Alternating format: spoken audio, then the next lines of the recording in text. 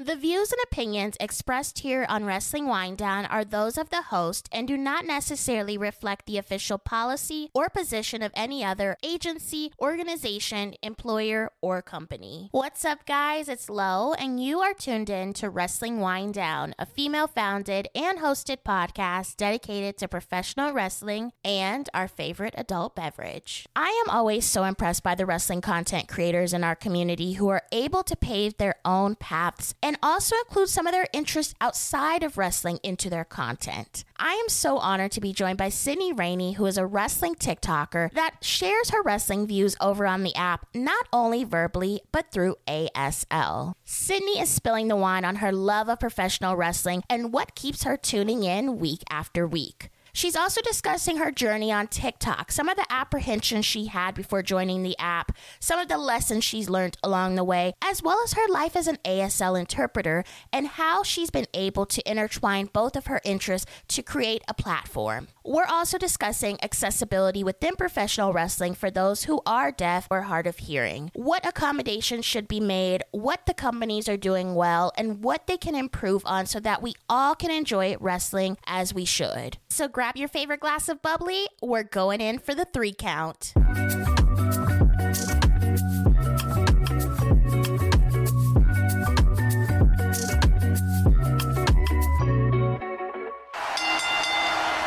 Welcome back to another episode of Wrestling Winedown. I am joined today by an amazing TikToker. You might have seen her stuff on TikTok. I've seen her stuff on Twitter recently as well. She goes through wrestling news, but she also does ASL with the news, which I find so amazing. And we're going to get all into it. Sydney, welcome to Wrestling Winedown. How are you? I'm great. Thank you for having me.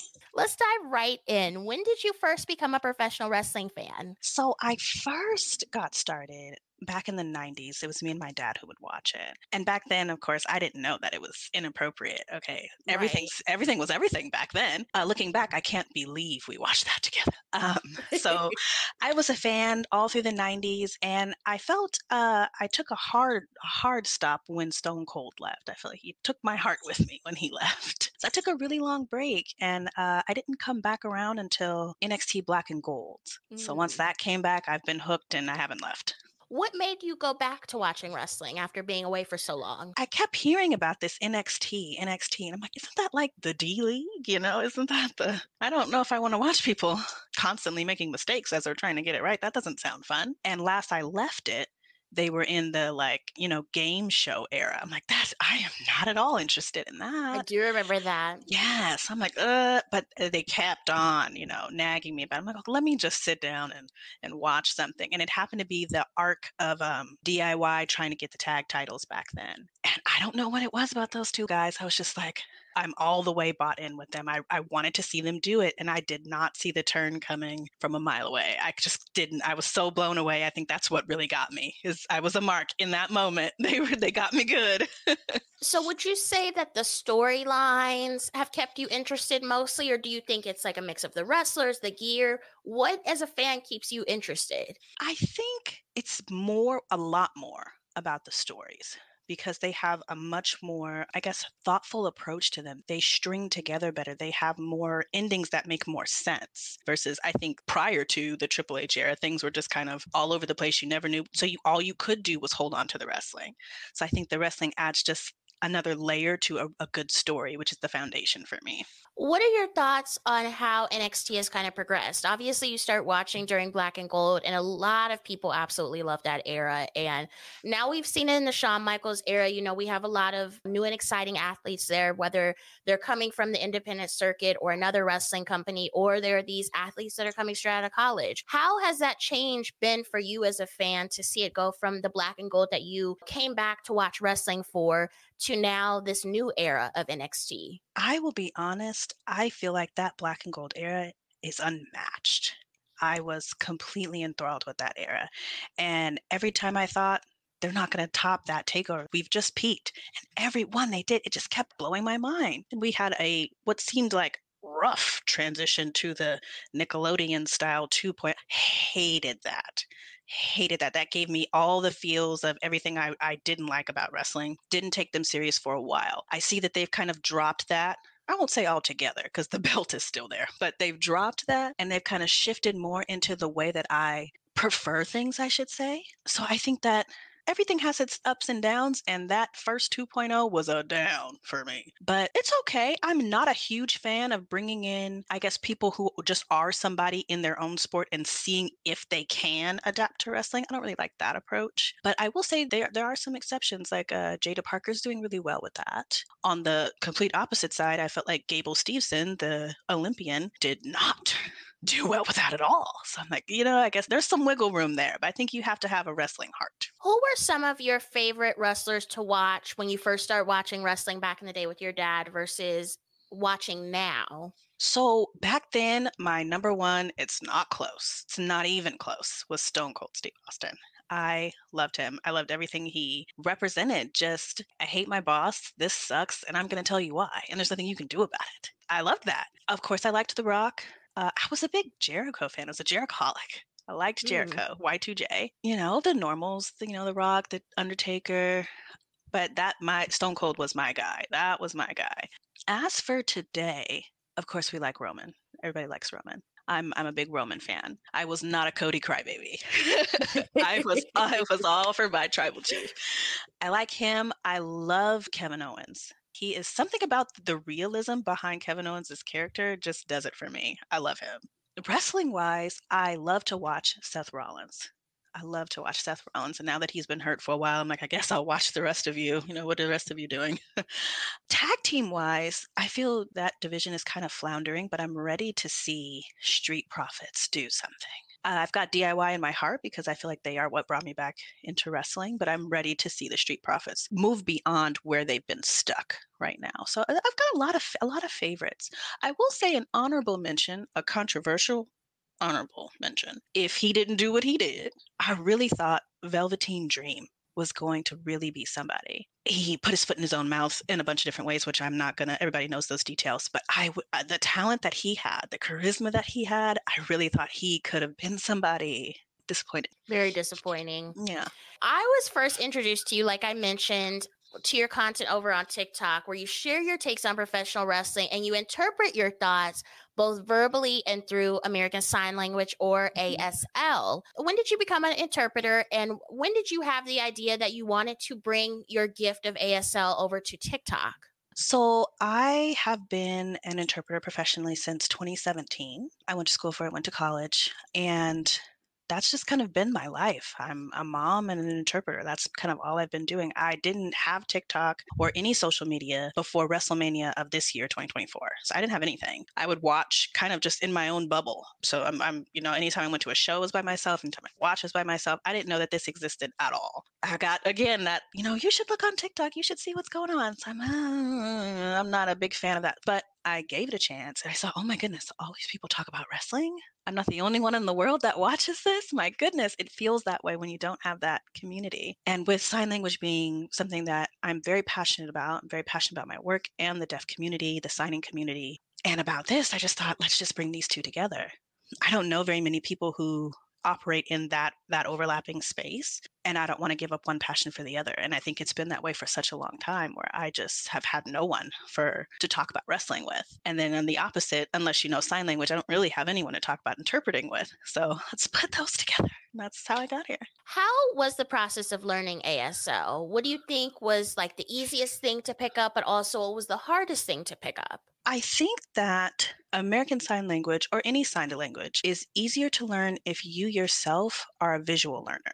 If you can see it, imitate it, do it, this is something that'll be easy for you to pick up. If you are someone that needs to maybe hear, or if you need to write things down to be able to learn that way, that can be more challenging. So I think luckily for me, I am a visual learner. I did cheer for 12 years too, did dance. So it's all visual. That's kind of how I've always been. So it was not hard to pick up the language. I picked up the language pretty quickly, but the language is only part of it. I had not very much knowledge about the culture itself and what it takes to do the interpreting process. Not everything in English has a sign. Not every sign has a direct English word. So there's a lot of mental gymnastics you're doing to make this make sense to everybody involved. So I'd say that was the challenging part, was actually learning idioms. What do these things even mean? We started with the easy ones, raining cats and dogs. Okay, that just means it's raining a lot. It's raining a lot outside. But then you get to things like, oh, it runs the gamut. Like, well, I've heard that so many times. What does that actually mean? I don't know. Mm-hmm. So those types of things, I think made it the most challenging. Just moving from one language to another fluently, that makes sense in both cultures. What a time to be a wrestling fan. It's Iridian Fierro of Chardonnay and Chisme here. With so many awesome events on the horizon, don't get caught slipping when it comes to putting together a fire outfit. Wrestling Winedown has a variety of cute, affordable items for the girlies, by the girlies. Get yours now at shop.wrestlingwinedownlv.com. So you mentioned, you got on TikTok, you were kind of like, let me see what this is about. You wanted to combine your two loves. What made you want to start? Like, did you have an aha moment where you were like, you know what, I'm going to start today? Because I noticed a lot of people, especially people that haven't really been in the content creation community, it takes a lot for them to actually want to post, to actually get involved. And I feel like I see stuff all the time where people say, just post your content already. What made you just go ahead and post that content? This is going to sound horrible, I think. I saw a bunch of people just posting a bunch of nonsense. Like, oh, you just post whatever you want. You just literally post whatever you want. I'm not seeing a lot of like shame happening. I think this is a different playground than maybe Instagram or YouTube, where people will be quick to be like, what are you doing? Seeing that people just can put their thoughts out there. And I think I did get lucky with the people I happen to follow being on the more positive end of the spectrum, not just being people who've got something negative to say all the time. Mm-hmm. That helped me. I'm like, oh, I love this stuff too. Let me tell you what I think. Seeing that positivity, seeing that people were not afraid to put stuff out there, even if I thought it looked crazy. I can't believe you got on camera and you looked like that, you said that, and then nobody cared. So I'm thinking, if you can do that, I can definitely do it.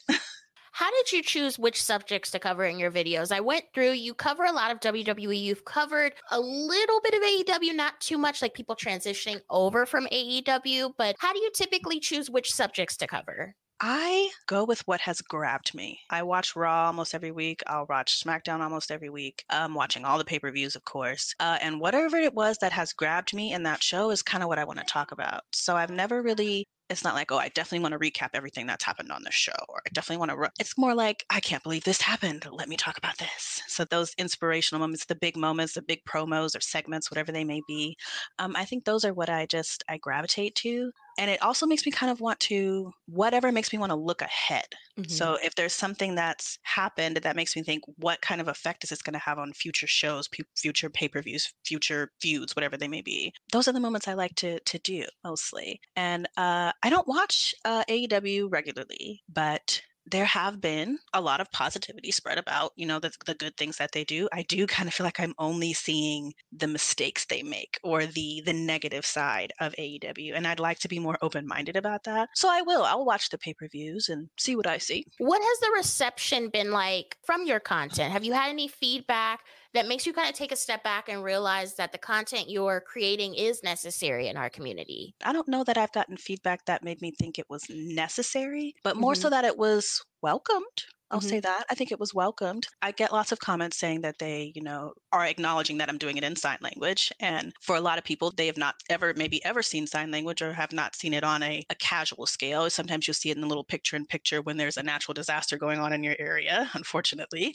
Or maybe you see them at concerts, but you don't see them in your day-to-day lives. And we do, in fact, interpret everything. It runs the gamut, everything that we interpret all over the place. So I get lots of positive feedback about that and some weird comments that are just showing that they don't know anything about deaf culture. So I just choose to ignore those. Have you had anyone that is also in the ASL interpreter field reach out to you since you've started doing your TikTok? Have they provided any feedback, reception, etc., that has stayed in your brain and made you maybe analyze your content a little bit more, or maybe change the way you kind of go about things? So what I have seen, not from fellow interpreters, but I have seen people who are either CODAs or SODAs, which would mean a child of a deaf adult or a sibling of a deaf adult. So they've got a signer in their family, someone who is deaf in their family, so they may sign as well to be able to communicate with that person. So CODAs or SODAs that will reach out to me and, again, acknowledge that I'm doing it in sign language. And when I see that, it does make me want to be a little less lazy about it. I've also been reached out by people who have maybe a spouse or someone they're learning for And so when I'm signing something and they're trying to see the sign for whatever word they're working on or whatever, it's easy to be complacent about it. It's easy to be late because I know what I'm trying to say. And I think that someone who was a regular signer would know too. But if you're learning, it's not as, quickly accessed, I should say. So that has made me a few times I'll even go back and redo something if I feel it's not clear enough.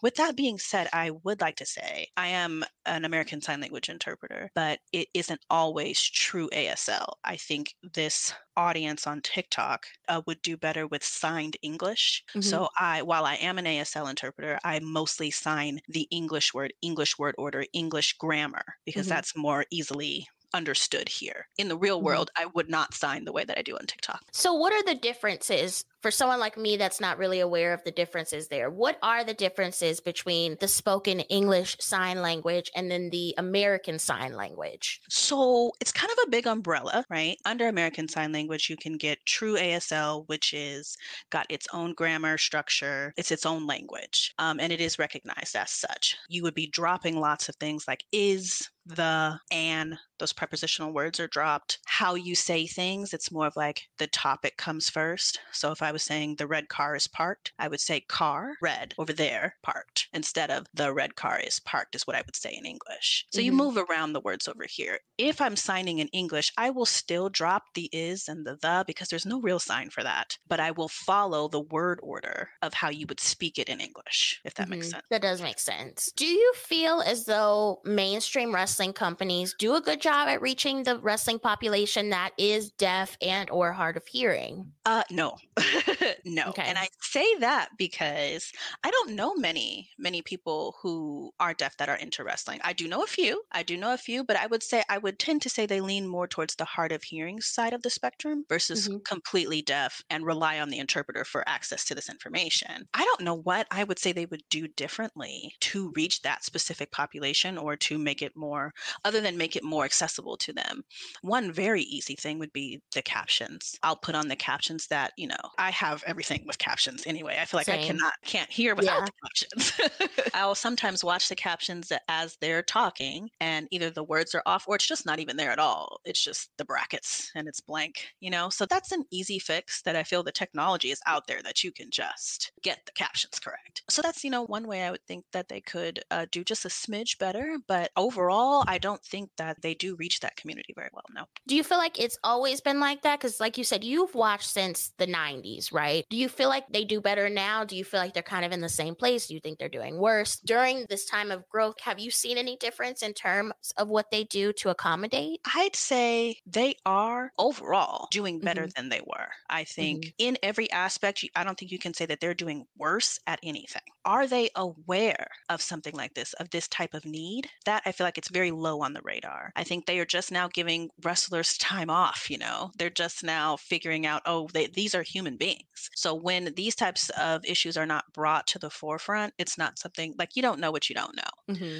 So I don't know that has ever been something that they've discussed. There is, I can't think of his name, but there is a wrestler who we thought was going to be leaning into his identity of, I don't know if he's hard of hearing or deaf, but he is a wrestler and they were making the rounds on NXT. So I didn't know if they were going to lean into that, but that type of character would put it out there more. If the deaf community knew there was a deaf wrestler, they would 100% be behind them. No matter what, anytime there is a deaf person that reaches any type of status, the community rallies behind them. I do remember recently, I can't remember where exactly it was, but it was a WWE show. And they had the captions, the closed captions going around the arena. And that was something that I had never noticed before. Have you seen that before at any type of sporting event, but specifically wrestling? I have never seen the captions going around like that. No, never. But I think that would be cool, especially when if you're not balling, sitting down there right at the front so that you can read lips. See if you're sitting way up at the top, in the affordable seat, it would help to have that, going around or just any type of anything at all. I feel like it's better to try and say, hey, we tried it. It didn't really work out how we wanted it to, rather than not do it at all, because you might not be aware of a lot of people that are either deaf or hard of hearing watching wrestling meet as well, but I'm sure they're out there all over the world. And, they probably want that accommodation of feeling seen and feeling like they can enjoy wrestling just like we do. And I think they would have much better chance of enjoying it if they had access to what's being said, what's happening. When you're only relying on what you see, it's like if the wrestling itself didn't grab you, you're missing all the promos that led to this moment. You're only getting about half the show. I 100% agree. Try something. And you know what? Try it in the markets that are already known to have big deaf communities, like anywhere there's a school for the deaf. That's where there's huge pockets of deaf communities around this country. Run those shows there, test it and see, put your captions up, see what is the feedback like. That's my 2 cents. We love to manifest here on WWD. Is there anything that you want to manifest in terms of your wrestling content? I have a hard time talking about myself, but I would love to grow my following to an extent that I'm, I guess, reaching a wider audience to spread this information about both my love of wrestling and the deaf community, and to kind of normalize it. I would love to do that. That's what I would want to manifest, a larger base. What advice would you give to those looking to pursue ASL interpretation? I would say start in the simplest way you can. See if you can follow content creators who do sign, follow deaf content creators because they sign completely and it's only captions on the screen. Start with that. See if that piques your interest. Attend events that are hosted in your area, that are for the deaf community. They are so very welcoming. They are very blunt, which I have seen. But that's just, they rely on the visual. So it's not in a negative way as it would be in the hearing culture, but they're very welcoming of outsiders and people wanting to learn. So don't be intimidated by the fact that you only know how to sign your name. Plenty of people can only do their name. Plenty of people don't even know that. They just know hi. And that's enough. They're very much used to interacting with people with a range of skills, and they're just regular people. So I would say start with the people because that's where it really grows from. When you can have an appreciation for this community of folks, it makes everything else easier. The language will come in time, and it's a lot of synonyms I've learned. So you don't need to know the signs for these $10,000 words if you can break it down into something else. So I'd say start there, start with your community, take classes, and truly see if it's a good fit for you.